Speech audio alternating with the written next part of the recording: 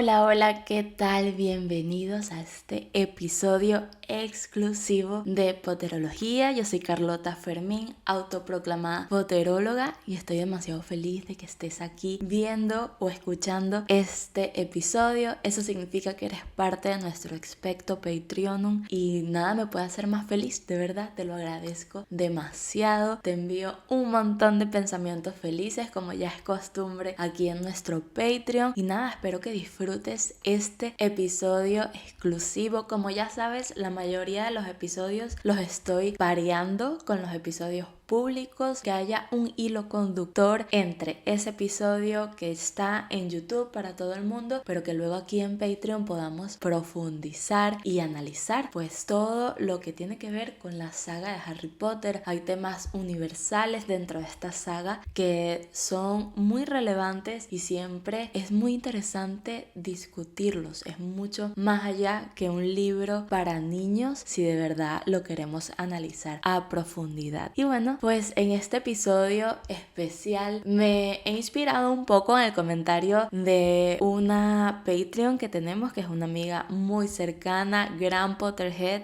a quien quiero demasiado, y pues comentando sobre el podcast de Poterología, que si lo ha gustado, que si lo está disfrutando. Me ha dicho que sí, que lo está disfrutando muchísimo, que está leyendo los libros nuevamente gracias al podcast y que le gusta como todas estas relaciones y paralelismos que hacemos con la vida cotidiana, con lo que está pasando hoy en el mundo. Y muy específicamente me ha comentado en estos días, me dijo: capaz puede ser un poco tonto lo que estoy diciendo, pero a veces siento que el mensaje de Harry Potter, toda esta diatriba, este conflicto que hay entre los mortífagos, Voldemort, que están obsesionados con la sangre limpia, y luego toda esta rivalidad que hay de los sangre limpias contra los sangre mestiza o los magos que vienen de padres muggles, cómo a veces lo podemos relacionar con lo que está pasando hoy en día. Y yo le dije: no te tienes que sentir para nada tonta, porque obviamente que sí tiene demasiada relación y es una lección que nos da Harry Potter. Así que pues de eso va un poco este episodio. Vamos a profundizar y vamos a partir específicamente desde la visión de los muggles hacia los magos, y luego pues ya veremos la visión de los magos hacia los muggles. Y vamos a partir específicamente de un fragmento que discutimos en el último episodio público que he subido al canal, en el episodio donde hablamos sobre el guardián de las llaves y se revela esta gran noticia de que Harry es un mago y que los Dursleys le han estado ocultando esto a Harry toda su vida. Y el gran descubrimiento es que Petunia obviamente que lo sabía, porque es la madre de Harry, la hermana de Petunia, quien era bruja y fue bruja de una familia muggle. Entonces vamos a retomar ese pequeño fragmento del capítulo del guardián de las llaves donde Petunia se está desahogando.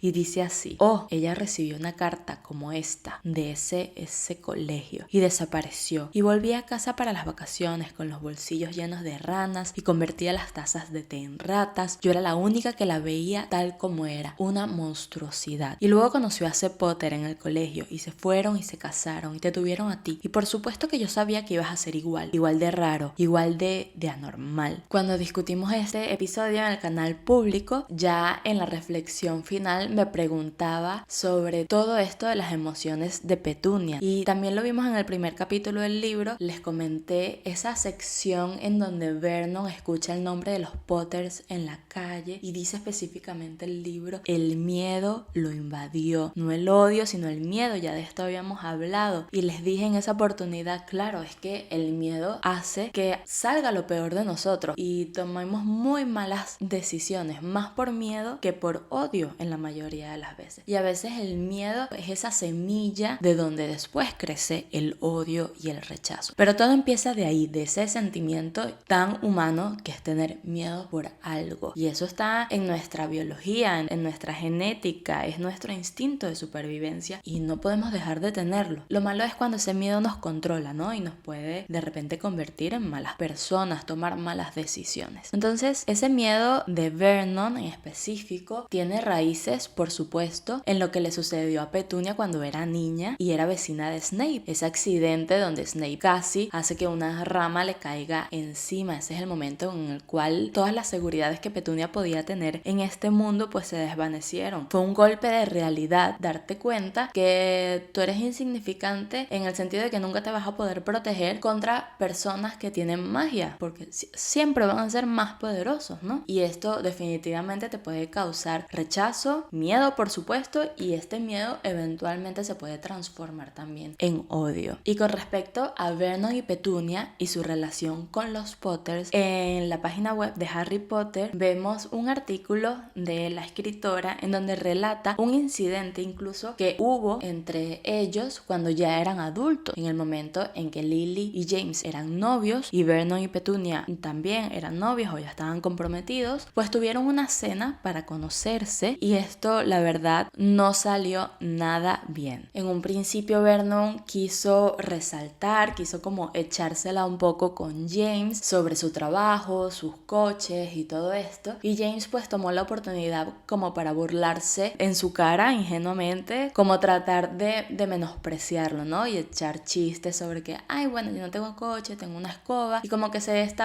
lo estaba tomando a Vernon como una broma, y esto por supuesto a Vernon no le cayó nada bien. Porque James toma esa actitud. Bueno, sabemos que James primero era un bully en el colegio, pero también tendría ya información de cómo era la relación entre Lily y Petunia, de cómo Petunia la rechazaba, le decía que era un bicho raro, que era una normal, y capaz James pues esto lo tomó muy personal y quiso defender a Lily y aprovechó esta oportunidad un poco para humillarlos. Y esto no salió nada bien, empeoró la situación. Al final Petunia y Vernon se fueron de esta cena y Lily quedó reducida a lágrimas y a llanto, porque esto definitivamente hizo que esta relación se rompiera para siempre. Y probablemente esa fue la última vez que las hermanas se vieron. James dice en este artículo que después se sintió mal por todo esto, que metió la pata, pero bueno, ya no se pudo reparar esta situación. Y todo esto lo único que hizo fue reforzar esa creencia de Vernon y de Petunia de que tenían que mantenerse lo más alejados posibles de personas con magia, que eran personas peligrosas y que la magia es lo peor del mundo. Y este rechazo pues siguió creciendo y creciendo y creciendo. Esto nos conecta definitivamente a algo más grande dentro de la historia y con muchos paralelismos en el mundo real. Ya sabemos que la saga de Harry Potter toma muchas cosas de la realidad. Es un mundo que trata de insertarse dentro de nuestro mundo tomando referencias históricas nuestras, a diferencia de repente de otras grandes historias como Juego de Tronos, que sucede en otro planeta, en otro mundo, no es nuestra realidad, o Star Wars, Guerra de las Galaxias, que sucede en una galaxia muy muy muy lejana. Entonces no lidian para nada con historia nuestra propia de la humanidad. En cambio, en Harry Potter, J.K. sí que intenta integrar hechos de nuestra historia, como por ejemplo todo lo que es la quema de brujas de Salem. Eso se menciona dentro de Harry Potter. Entonces ella siempre trata de que la historia parezca que es real y que está dentro de nuestro universo. Y todo este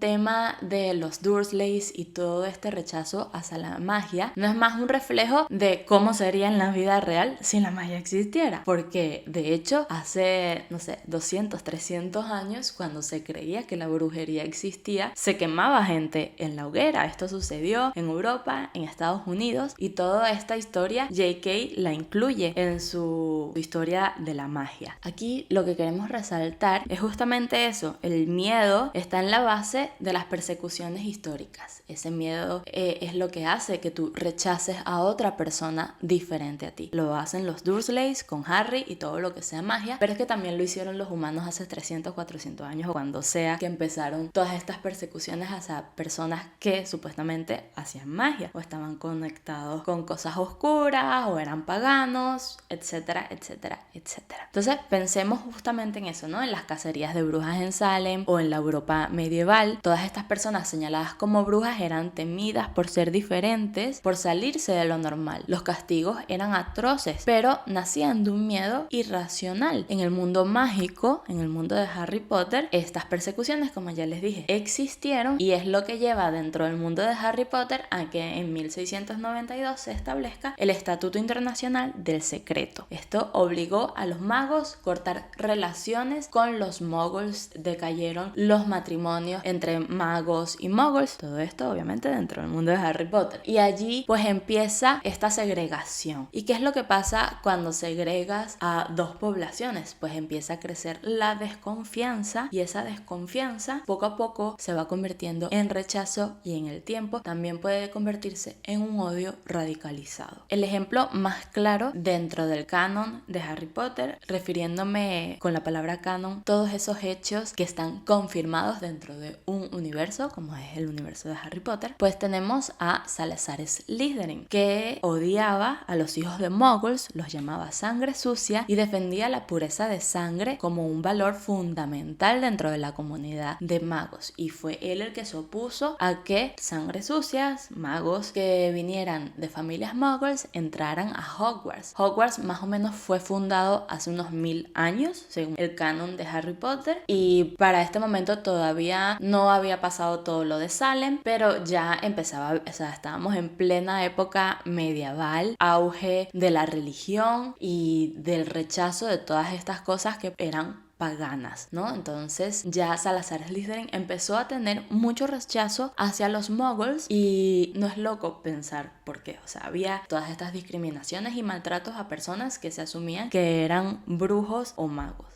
Entonces eso, Salazar Slytherin pues empezó a radicalizarse, ¿no? Y llevó toda esta creencia al extremo, y fue el primero en plantar esta semilla ideológica que siglos después sería usada por otros magos oscuros dentro del mundo de Harry Potter. Y aquí podemos resaltar obviamente a los dos más conocidos. Tenemos a Grindelwald, que fue el villano principal dentro de toda la saga de Animales Fantásticos y que fue derrotado por Dumbledore en 1945. Ahí hay una casualidad muy clara con el fin de la Segunda Guerra Mundial, y su argumento en las películas, lo vemos, era casi que racional, y vemos muchos personajes a los que queríamos mucho de la primera película de Animales Fantásticos, que eran súper tiernos, que de repente van y se pasan al lado de Grindelwald porque les parece un poco racional lo que está diciendo. ¿Y qué es lo que dice? Pues que los muggles se destruyen a ellos mismos con las guerras. Ya había pasado la Primera Guerra Mundial y ahora estaba a punto de iniciar la Segunda Guerra Mundial, y que ellos pues simplemente eran incapaces de gobernarse porque eran inferiores, no habían evolucionado como los magos. Así que los magos, los wizards, siendo sabios, debían ponerse al mando por el bien mayor. Este era su eslogan. Y luego el villano principal de Harry Potter, Voldemort, que era mucho más visceral en su odio hacia los muggles. Su obsesión no era tanto gobernar, sino purificar. Para él lo importante era la sangre. Quienes no eran de familias mágicas puras no merecían vivir en el mundo mágico, lo cual es muy hipócrita de su parte porque él es sangre mestiza, su padre era muggle. Pero bueno, esto es algo que también vemos en el mundo real. Muchos líderes con creencias un poco erróneas, vemos que al final también pecan de ser hipócritas, así que no está muy lejos de la realidad. Pero lo importante aquí es que no todo es blanco y negro. Podemos hablar de personajes que tienen más matices, más grises, y podemos mencionar a Snape y al mismo Albus Dumbledore. Por ejemplo, Snape se creyó el cuento de Voldemort de los sangre pura. ¿Y de dónde viene eso? Pues de que su padre también era muggle y su padre abusaba de su madre y de él violentamente. Si tú estás en una sociedad que ya de por sí tiene sus reservas hacia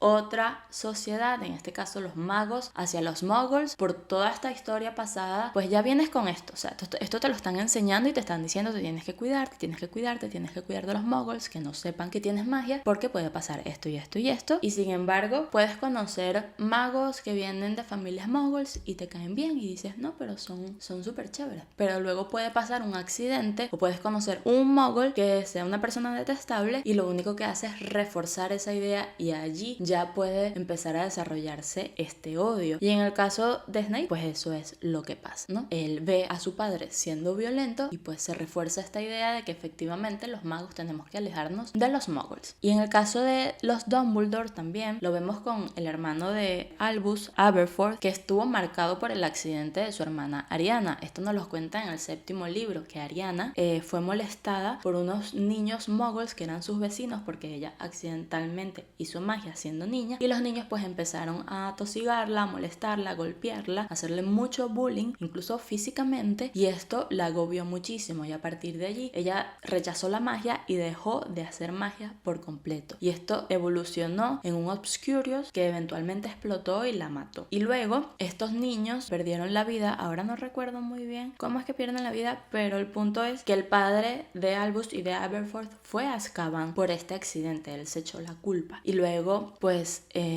Albus también sufrió las consecuencias porque esto fue una tragedia familiar, y cuando conoce a Grindelwald en la juventud pues empiezan a discutir sobre todas estas ideas, y por un momento Albus también se cree un poco el cuento de que son superiores y de que los muggles simplemente no se pueden gobernar, hay que tomar el poder porque ellos están haciendo las cosas mal. Esto en cualquier punto de la vida real, o sea, hoy en día los vemos en las noticias, demasiadas cosas que suceden, como algunos jefes de estado pueden como radicalizar las cosas, y estos mensajes de odio y de rechazo pues se van potenciando cada vez más y más. O sea, esto nos puede sonar demasiado familiar y ha pasado en muchos momentos de nuestra historia. Específicamente la Segunda Guerra Mundial, tenemos el nazismo, que surgió de una sociedad alemana que estaba humillada tras la Primera Guerra Mundial con ese tratado de Ginebra que fue tan estricto que dejó al país roto, resentido, buscando culpables, y luego surge un líder que señala a cierto grupo de la población como los culpables de esta tragedia, y de esta manera pues puedes construir un discurso de que ellos son los culpables, ellos son los enemigos y debemos buscar una pureza racial y tenemos que eliminar a este grupo de personas de la sociedad alemana. Y cuando tienes a este líder diciendo todas estas cosas, diciéndoselo a una población que está sufriendo, pues es natural, ¿no? El miedo, la desesperación, tú quieres buscar un culpable. Es lo más horrible de este mundo, es lamentable, pero es naturaleza humana. Entonces, esto de la pureza racial en la vida real, en la Segunda Guerra Mundial, de hecho también sucede en los libros de Harry Potter. En el 7º libro vemos cuando el Ministerio de Magia, ya tomado por Voldemort, pues empiezan todo este tema de hacer juicios a magos que son hijos de muggles, acusándolos de haberle robado la varita a alguien porque era imposible que una varita los eligiera siendo hijos de muggles, o acusándolos incluso de que le habían robado la magia a algún muggle, como si la magia se pudiera robar. Un absurdo total. Y bueno, es la misma lógica de depuración y de limpieza social. Rowling, la escritora de Harry Potter, ha dicho en algunas ocasiones que no era su intención buscar un paralelismo directo entre Voldemort y Hitler, por ejemplo, pero sí quería reflejar que estos líderes siempre existen, han existido a lo largo de toda nuestra historia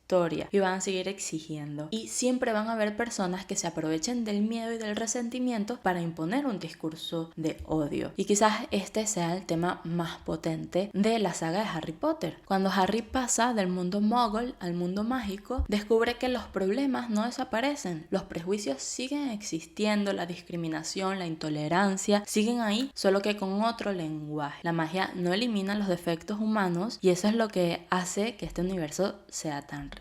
Así que la próxima vez que leamos las palabras de Petunia o que pensemos en el miedo que sintió Vernon, podemos verlos como un espejo. El miedo puede ser la raíz de los peores rechazos, y ese mismo miedo, si no se enfrenta, abre el camino a los Slytherin, los Grindelwald y los Voldemorts de cada época, tanto en el mundo de Harry Potter como en el mundo real. Debemos hacer un trabajo consciente nosotros en el día a día de identificar a qué sentimos miedo y por qué lo estamos sintiendo, saber si es un miedo racional o irracional y hasta qué punto nuestras acciones están guiadas por ese miedo. Así que bueno, este es el mensaje y este es el final de este episodio especial. Espero que lo hayan disfrutado y me encantaría saber qué opinan de estos estos paralelismos, ¿han encontrado algunos otros paralelismos en la historia de Harry Potter o en la historia de Animales Fantásticos con la vida real? ¿Qué me pueden decir de la actualidad? ¿Piensan que esto lo seguimos viendo hoy en día? Bueno, déjenlo allí en comentarios, me encantaría que hagamos una discusión sobre esto, porque eso es lo que yo más quiero, interactuar con ustedes y que creemos una comunidad súper